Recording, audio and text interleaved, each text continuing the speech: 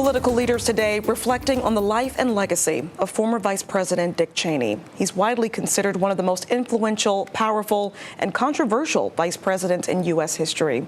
ABC's Christiane Cordero has the latest from Washington. This morning, the American flag at the Trump White House is lowered to half-staff in honor of a Republican political foe, Dick Cheney, a political career that took him from the youngest presidential chief of staff to the second highest office in the land, and maybe the most powerful vice president ever.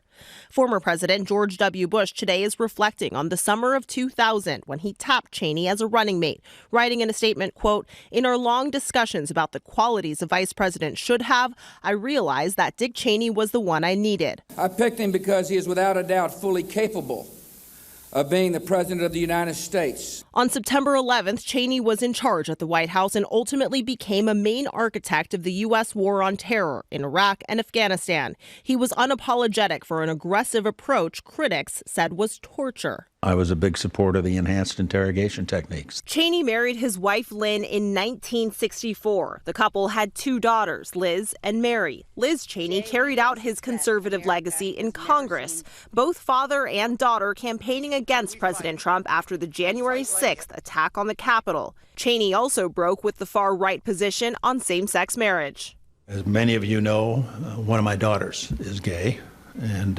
something that we've lived with for a long time in our family. I think people ought to be free to enter into any kind of union they wish. When asked how he would be remembered, an unapologetic Cheney told ABC's John Carl he'd leave his legacy up to others. I'm very comfortable with what I did and why I did it and how I did it, and I'll let others judge whether they liked it or not. Do you have any regrets? Not really. Today, House Speaker Mike Johnson offered his condolences, saying, quote, "We give honor where honor is due, and honor is certainly due to him." Christiane Cordero, ABC News, Washington.